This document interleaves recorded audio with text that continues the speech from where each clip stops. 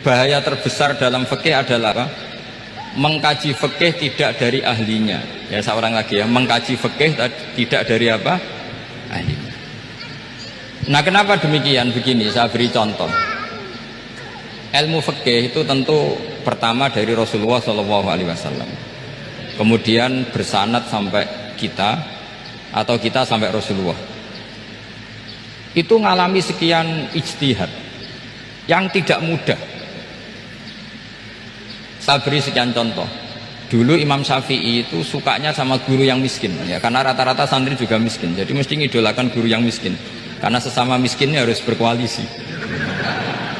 Tapi akhirnya gurunya Imam Syafi'i itu miskin sekali. Namanya Muslim bin Khalid Az-Zanji itu miskin, Sufyan As-Tsauri miskin, Sufyan bin Uyainah miskin. Setelah ngaji di Medina itu Imam Malik itu kaya. Pas itu Imam Malik sudah kaya. Setiap ketemu Imam Syafi'i dikasih uang.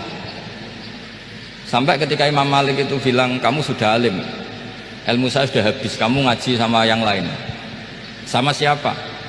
Kata Imam Malik, orang yang sealim saya sudah meninggal, namanya Abu Hanifah. Tapi dia punya murid, namanya Muhammad bin Hasan Asy-Syaibani, kamu ke sana. Terus Imam Malik datang ke Baki. Dulu Baki itu pasar rental, ya Grab lah kita sekarang. Itu mengumumkan, siapa kafilah yang mau ke Irak? Kita ya Imam Malik, dibayari sama Imam Malik. Ini yang antar ke Irak, ke Muhammad bin Hasan Asy-Syaibani. Imam Malik mulai ngeper. Guru saya yang miskin tidak pernah nyangoni, guru-guru saya yang kaya sering nyangoni. Mulai memasalahkan kiai miskin gitu, kira-kira seperti itu, mulai masalah gitu. Setelah datang ke Irak di Muhammad bin Hasan Asy-Syaibani itu si Muhammad bin Hasan Asy-Syaibani itu kalau ngitung uang itu di meja tamu. Jadi punya emas lantaan, punya uang. Kira-kira kalau Indonesia punya rupiah, punya dolar, dihitung itu di ruang tamu. Kata Imam Syafi'i, saya dengan Imam Malik saja nggak seret, ini lebih kedonyan lagi kiai. Ngitung uang itu di ruang tamu. Terus akhirnya si Muhammad bin Hasan Asy-Syaibani ini ahlul usul, dia pakar usul. Kamu heran sama saya? Iya, kiai kok kedonyan. Dia ngomong gitu. Tapi kata Muhammad bin Hasan Asy-Syaibani, kalau kiai tidak boleh kaya, itu tak kayak wong fasik. Ben gue demenan, gue mabuk. Oh jangan, nanti dipakai maksiat. Penjenengan mawon kersane digetokan. Berarti kiai oleh sugih, mun pun angsal-angsal.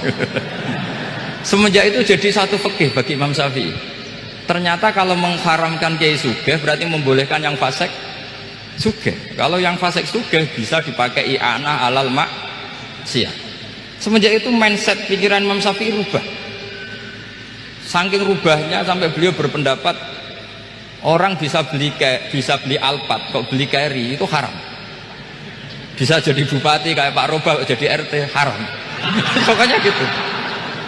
Bisa keren Kak Gus Bak, kok jadi orang pendengar haram. Pokoknya haram terus. Karena dalil beliau al-Islam ya'lu wala yula alaih.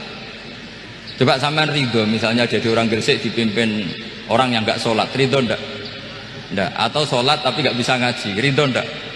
Ketika yang bisa ngaji berpotensi jadi bubah, terus keterusan. Karena Imam Syafi'i keterusan, ya umatnya keterusan. Akhirnya orang-orang Syafi'i itu politikus rata-rata. Ya, makanya sama jangan kaget sama Baruba. Kakak saya wakil bupati itu. Putranya Mbah Mun ada yang wakil apa? Gubernur. Dulu Gus Wahid ya menteri agama. Itu asal usul dari perubahan fikih, mindset, cara berpikir Imam Syafi'i. Jadi dulu itu fikih ditemukan itu jelimet, ada perdebatan. Itu tidak hanya pada level ulama, pada level Nabi pun ada perdebatan. Jadi jangan kira Nabi itu tidak debat, ya debat. Nabi itu asal seangkatan itu mesti debat, termasuk debat dengan malaikat. Jadi kalau perlu ya debat sama apa? Karena malaikat itu kan lugu itu gak iso mikir. Karena kalau malaikat iso mikir bisa jadi rektor. Nanti kasihan Pak Salam ini. Malaikat gak boleh jadi rektor.